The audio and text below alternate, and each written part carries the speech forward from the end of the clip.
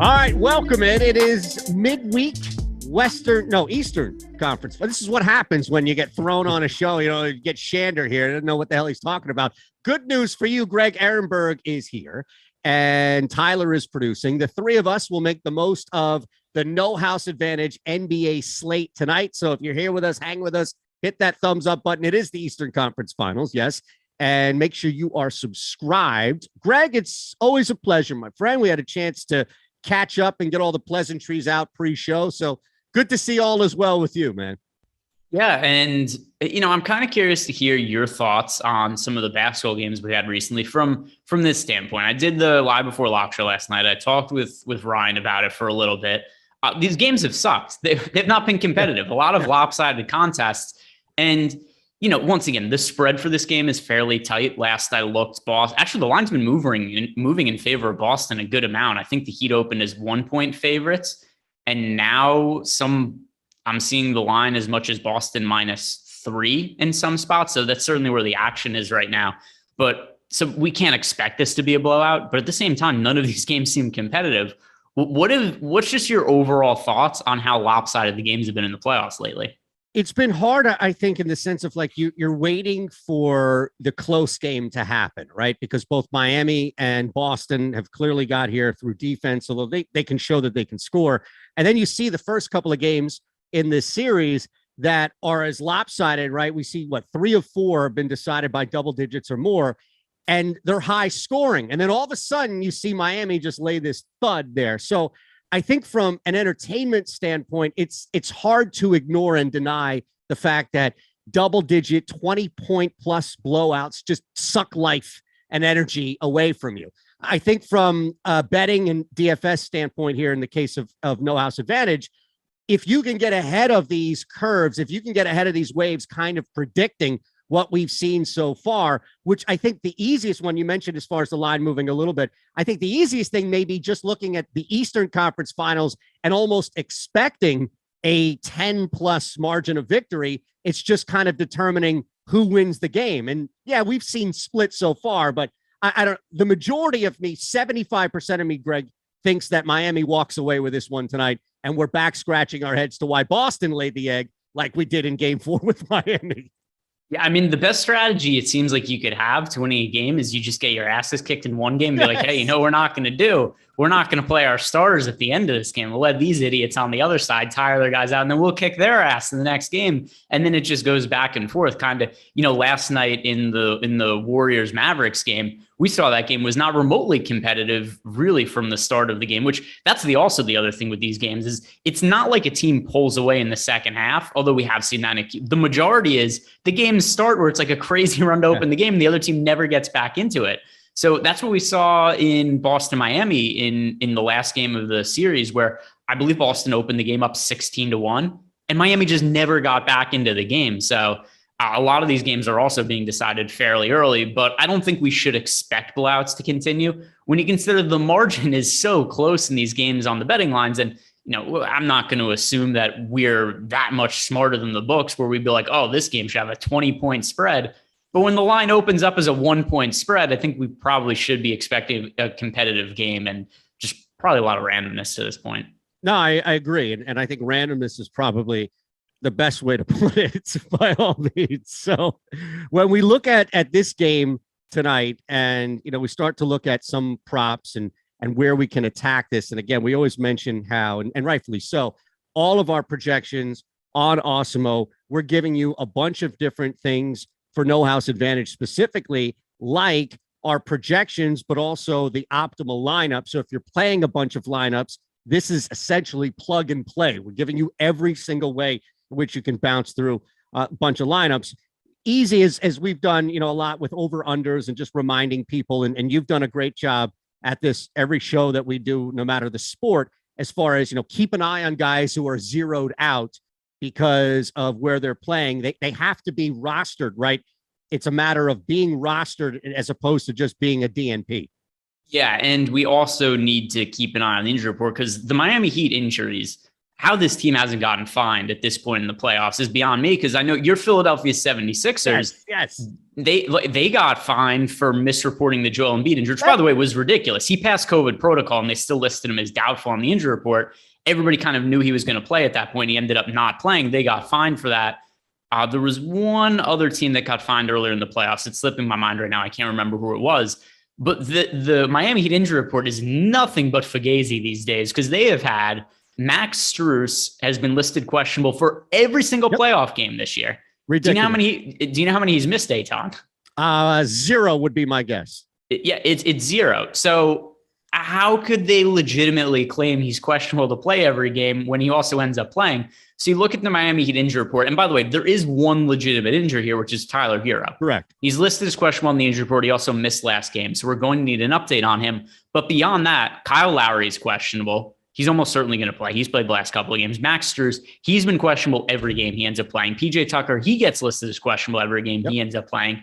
And Gabe Vincent gets listed as questionable every game he ends up playing. So this injury report, whatever the hell the Heat think they're doing, it's totally ridiculous. But the point being that I have to point out here is also that goes hand in hand with what you said about if somebody gets ruled out, if we take the unders on them, it's still graded as a loss. We need an update on Tyler Hero. We need an update on the Boston Celtics side. I think Marcus Smart and Robert Williams, they are also potentially not going to play.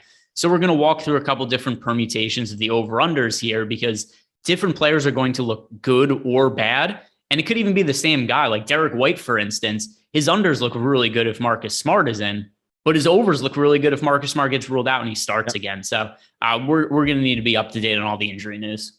What are you doing with a guy like Duncan Robinson? Because he's popping up here right at the top for unders. And I imagine that there is that thin line of him just not being out there, which could nullify the play, versus him getting a second plus of playing time. And let's be honest. I mean, I know that he's been buried at times, but it's going to be hard for him if he's out there with the Robinson minutes we've seen to go over a bunch of these projections. So normally when we see a 100-0, Greg, it's because somebody's been zeroed out.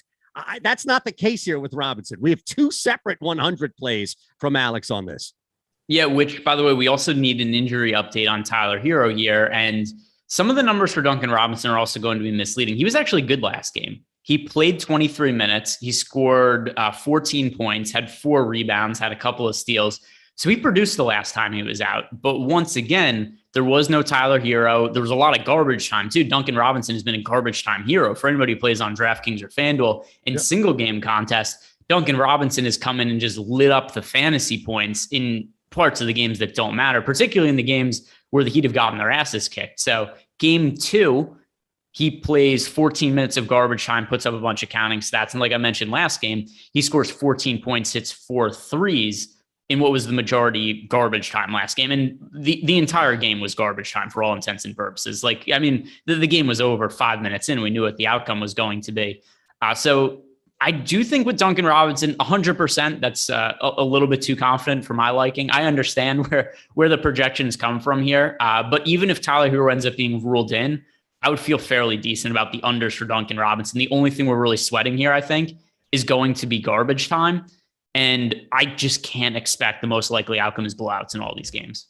Could you put him then as a 7 to maybe, I'll give you range, right? Is Duncan Robinson unders Duncan Robinson unders 7 to kind of 5-point range, or because you're still dealing with that uncertainty, knowing, and again, we're going to assume that 1:40 p.m. on the East Coast here, when we're talking about this, we'll have deeper knowledge of Tyler Hero by game time. So we're not locked into anything right now. But is that like a 7 to 5-point range? Or are you still kind of being a little bit more cautious and locking him in, but maybe like that 3 to 1-point range?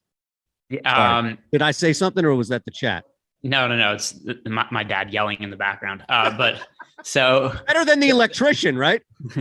So when it comes to Duncan Robinson, I'm still good with the unders, and it's a really high confidence interval. So I think it makes a whole lot of sense here. Like I said, to put 100% probability on something, I can't feel quite 100%, but it's also really hard to project for blowouts. But this is a really high confidence interval under. And Derek White's another guy, by the way, you mentioned there. So let's assume Marcus Smart plays. Are you then rolling heavy unders with Derek White? Yes. So Derek White also, he plays, way different roles depending on who is in or out for the Boston Celtics. Last game, Marcus Smart, I was pretty surprised Marcus Smart sat last game because that ankle injury, when he first suffered it, looked horrific. He got his leg caught underneath him. It twisted. He was crying and screaming in pain on the court. And I was like, I think he might have just broke his leg. I don't think we're going to see him play for the rest of the postseason. And then all of a sudden he comes running out of the locker room 6 minutes later. And it's like, I guess he looks okay. And he looked fine when he was on the court. I guess that was adrenaline because he looked a little hobbled at first, but then he ended up loosening it up. He ended up playing well the rest of the game. He hit a three pretty quickly. And then he was listed as questionable, and then he was ruled out. I thought for sure he was going to play that game, but we have to take that questionable injury listing as fairly seriously since he missed last game. I do think he's more likely to play than not, but as this pertains to Derek White, in the games that Derek White has come off the bench in this series, there just hasn't been a massive role for him, although there is also a little bit more of a role if Robert Williams ends up getting rolled out. But let's assume that Marcus Smart and Robert Williams both play. I think we could feel really good about unders for Derek White. But if they're out, we can't feel the same way. Derek White started and played 41 minutes last game. So I like overs if he starts. I like unders if he comes off the bench. Yeah, it makes sense, especially with what you laid out with Smart. By the way, I riding the Smart 10 plus points in all series games ticket at plus 340 before it starts. I don't know if it's voided or not. Like, I don't know if it's voided since he's missed so many games or if it's only games in which he's played. But Derek White, clearly the biggest guy that's going to benefit or just be sucked away, depending on what happens there with Smart. Sorry, one more point about this before we move on. In terms of the fluctuations that we could see in Derek White's minutes, 41 minutes last game, 14 the game before when the team was healthier. So, that's a very wide range in terms of a projection.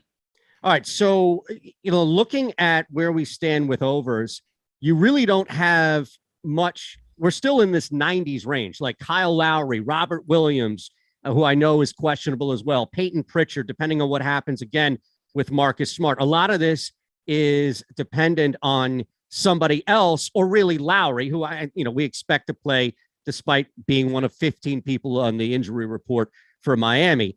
On the other side, though, and I know that we have better options from a percentage standpoint, right, from unders, but the one over that really is projected in the 80s, and it is at 80, is Al Horford, who comes off a pretty monster rebound game, outworking everybody on the glass on the Heat side. Can you get to that, you think, tonight? Horford on the glass going over that 7.5 projection for NHA? All right. So Horford, let's see, where do I have him? So this is also something that's going to depend pretty heavily on the absence of Robert Williams, just in terms of confidence interval. I think the 7 number is a good over to take, but how confident I am in it is going to depend if Robert Williams ends up suiting up or not. And Robert Williams is also another one who, he had that knee injury suffered towards the tail end of the regular season. He missed the last month of the regular season, underwent knee surgery for a meniscus injury. And then we've just seen him in and out of the lineup in the postseason. But one thing we have seen, he's played really well when he's been on the court at times. There have been games where he's out there just be like, oh my God, this guy is a total game changer for the Celtics defense. For reference, the last 3 games he's played in, the Celtics are plus 15, plus 13, and plus 5 with him on the court. And that's been pretty normal for him in the playoffs. When he is on the floor, Boston really outscores opponents. But also when he doesn't play, the minutes upside for Al Horford is astronomical. Like in these games without Robert Williams, we've got old man Al Horford is playing 41, 42 minutes and putting up really gaudy counting stats. So I like the over on rebounds for Al Horford, but it's a really high confidence interval play if Robert Williams is out.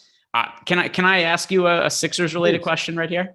There is no can I ask. You can throw whatever you want at me. You can ask me anything at all on the planet, personal or not. You can invade my privacy, Greg. You know that. All right. So I wouldn't necessarily consider this privacy invasion, but how does it make you feel to see Al Horford play this well after what he gave to your Philadelphia 76ers while he was there? I'm going to paraphrase a tweet from somebody that I saw here, but I would be totally on board with an investigation. Like if Adam Silver went and investigated that time that Al Horford spent, teams get investigated for tanking. Al Horford tanked. Like that was a personal tank when he was here with Philadelphia. But look, I mean, it was a toxic situation, right? Look who was here at the time. Maybe he just wanted to get the hell away from Ben Simmons. Could you blame him if that were the case?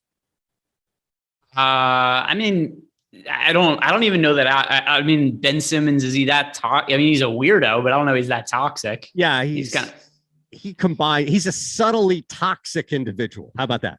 So, I mean, the other thing too, when it comes to, let me see, what were the numbers Al Horford that year with Philly? Like, was there any high moments, or was it just shitty the entire year? I was pretty. I mean, I was high, but there were no high moments. Yeah. If that's what you're asking. Yeah, that was about it for Horford. No, I mean, it was constantly like, what is Al Horford doing? And here's the thing: there were other frustrations to mask it, by all means, but it was a weekly or bi-weekly thing where it was just like, what the hell is going on with Al Horford? And it's not just, Greg, to your point about what he's done here in recent, that he's played better. I mean, this is like finding the fountain of youth times 50. It's a complete 180 from what we saw in Philadelphia. So look, maybe Philadelphia is toxic. Maybe here we are boosting up these. I tend to think that's the case. Is that it? Eytan. I do think that's the case, because. And I think it goes hand in hand, but I think your guys' fan base destroys any player, and the momentum. I think momentum builds up. Like, I think you get some players who might be in their head a little bit, or maybe be dealing with some mental health type things like Markelle Fultz, Ben Simmons. And I think the fans pile on them in a way that they can never recover. Jonathan Isaac is doing better than Markelle Fultz right now. I mean, how can you expect us not to be upset about that, Greg? But Fultz has been great when he's been healthy for the Magic. Like, he's an above average starting player in the NBA at this point, if he's able to avoid injuries. But I don't think there was any chance of it ever working out for him in Philly. Hey, they gave him a standing ovation. All right. I was at that game. But all right. So the standing ovation, part of it is tongue in cheek. When the fans are going nuts and cheering Ben Simmons for taking a three, there's a part of it that's like, come on, what are we doing here? All right, look, I don't want to go too far into this rabbit hole, because I will, but people were happy. People were genuinely happy. Here's why, because we saw these damn videos. Somebody would go to practice early, or the Sixers would leak a video of Simmons like PJ Tucker on the baseline, just pouring in three after three after three. And we're like, dude, what's going on? We saw you do that in shoot around. So normally I would say, yes, I agree with you. But I think the two anomalies happen to be Fultz and Simmons. Like, yeah, you're right. We don't have a great reputation, and we probably earn the majority of it. Outside of the Santa Claus thing, that guy was drunk. Yeah. Well, there's been there's been some other situations too, fans throwing up on girls at baseball games. It kind of feels like it's the vibe of the city. They beat the shit out of that guy, just so you know. All right. Like, yeah, that guy got his ass. You thought the dude who assaulted Chappelle was bad. They got that guy's ass kicked. All right. So at least there was some justice that would happen here, right? It wasn't just 50,000 people filming it like, oh my God. Well, here's the summary here. Long story short, let's take the over on Al Horford's rebounds. That's there. All right. We took the long path. But that's the play. Yes, we did. This is all to set up the fact that it's a further needling of anybody like me, Lofty, Awesemo, anybody else here that can relate to this team. It's a further needling. And here's Greg Ehrenberg, the driving force behind that needle. I love it. Yeah. So, Al Horford, he's certainly looked better. And I just think it wasn't an ideal fit for him next to Joel Embiid in Philly. I think that's really what it comes down to. Yeah. This is a much better fit with him in Boston. He gets to play more minutes at center. He also gets to play alongside, a lower usage big man, Robert Williams. So I think overall the fit makes sense here. He's played really well in the playoffs, and he didn't even look that great. In all honesty, he didn't look that great in the regular season for the majority of it for the Celtics, and he's really turned it on for the playoffs. So. Let's take an over rebounds for Horford. I love that, man. Strus is a guy that you mentioned just as far as on the injury report. I think, and the general consensus here, and I don't know as far as how much you lean towards this or just full on accept it, but there's no way the starting five can be as bad as they were in Game 4. There has to be some sort of regression to the means right here. with Mean, pardon me, too. Max Strus, I think, would be a guy, no matter, and I'm looking for somebody who it shouldn't matter if Tyler Hero is healthy or not. Like Strus could probably get up 9 to 10 threes tonight. So if you wanted to attack the rebounds, the PRA, or even his 3-pointers, granted, Alex has him as our projections in that mid 70s, but I think this might be one where narrative/belief could kind of help you to getting to these overs. Yeah, I mean, we had the starters for the Heat last game. I'll just read off the stat lines for him. And this is why also Max Strus last game played 15 minutes. He had no stats other than 3 personal fouls, and the Heat got outscored by 33 points in the 15 minutes he was on the court. But to your point about how the starters could only get better, Max Strus, 15 minutes, no stats. PJ Tucker, 21 minutes, scored 0 points. Kyle Lowry played 21 minutes. He scored 3 points. We had Jimmy Butler played 27 and a half minutes and scored 6 points. So one of their better starters, but really 6 points out of Jimmy Butler. And then you had Bam Adebayo, who's been way up and down in the postseason. He was the high scorer of all the Heat starters with 9 points in 28 minutes. It was a disaster. Actually, the starters might have combined for more personal fouls than points in that game, because which has to be historic, right? We had 4 personal fouls. Let's do some addition here. Okay. 4 personal fouls out of Bam Adebayo, 2 out of Jimmy Butler. That brings us to 6. We got 2 out of Lowry. That gets us to 8. 2 out of Tucker. That brings us to 10. Strus at 3. That brings us to 13. Not quite. Never mind. The starters had 13 personal fouls, 18 points. So not quite more, but it wasn't a banner outing for the Heat starting unit either, to say the least. But I agree with what you said in terms of when it comes to Max Strus, the rebounds prop. I think the over looks good on that one. So here's what really stands out to me about Max Strus. The rebound number is 2.5.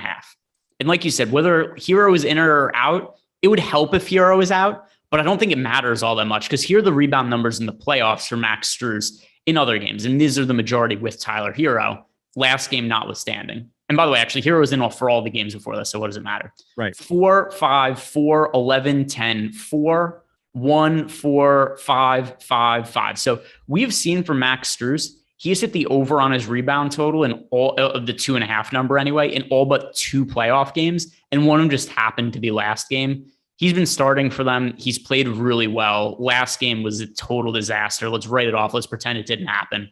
I think we could get behind the over rebounds for Strus. Is there anything else that you caught? Because I do want to go back to some unders, just because they are high as far as our projections are concerned. And if we get back to building some 7 to 5 point plays here, but knowing that it's low 70s, maybe even high 60s, Horford, Strus, I don't know if you trust even, by the time you get down to a guy like Oladipo, you're in that 60 range. So we're probably just, as I speak through my question, we're probably just better off going back to unders here. What about Kyle Lowry? I know that everybody is on the injury report here, but he pops up a couple of times in this 90, mid to low 90 percentile range of points, rebound, PRA, NPA, if you wanted to attack that. And even assists would be the highest one that you could go to, which is a pretty strong. I mean, 7.5 is the line at No House Advantage, and where we have the projections, that's pretty strong, but underplay. Yeah, I would lean towards the under, with the one caveat being that this would be a lower confidence interval play for me, even though we have a really high percentage chance of hitting the over, because I think there's a really, really wide range of outcomes with Kyle Lowry's minutes. He's been injured for a little bit. And I mean, with various injuries, we haven't seen him play all that much. He's dealt with, I think it was a hamstring injury, if I'm not mistaken. He missed a handful of games. He came back in game 3 of the Boston series. He played 29 minutes in the first game. And then last game he played 21, but also keep in mind that game was massively one-sided. Who knows how many minutes he would have played had it been more competitive.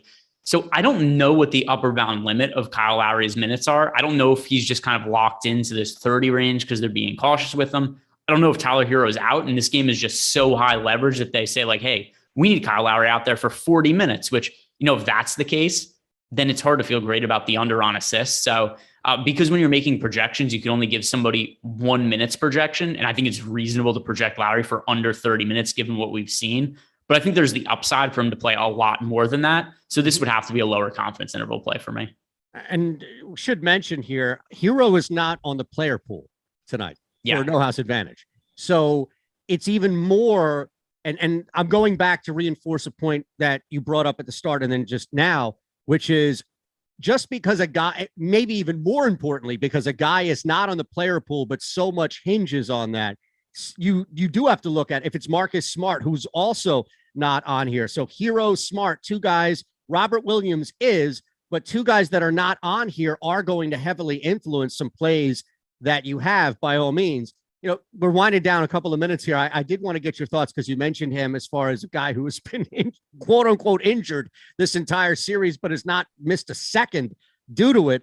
Gabe Vincent. I mean, across the board, we have him projected pretty strong unders here, but you know, similar to Max Strus, even with, and I know Hero can impact him a little bit more, granted, but it just seems like we should expect a little bit more from him. However, with that said, based on maybe the no house advantage lines, we're still better off attacking some unders with Vincent. It's going to depend on Tyler Hero being in or out for me.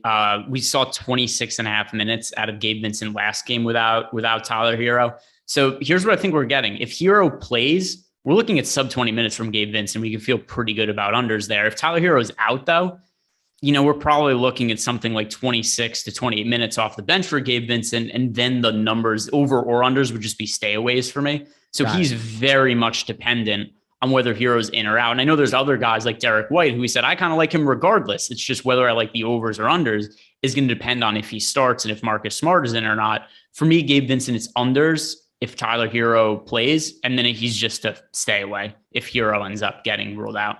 Are there, and I know that the smaller player markets, if you will, it's across the board, right? It might be easier to attack based on our projections where you have guys as well, Greg, and then also the injury circumstances around it. So that's probably why we don't get to Jaylen Brown, Jason Tatum as much in conversation, just because the smaller market props, if you will, have some value as well. But with Butler and Tatum and Brown, I mean, is it worth it for you to attack these, or are they too sharp in the sense of even on no house advantage?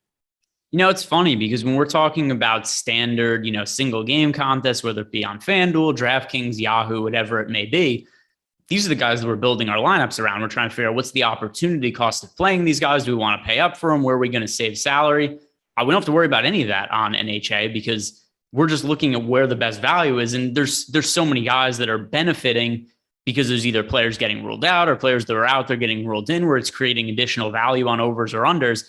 So there's rarely a need to consider guys like Jason Tatum, Jaylen Brown, or Jimmy Butler, because there's not that much that could happen that's going to impact our outlook on those guys.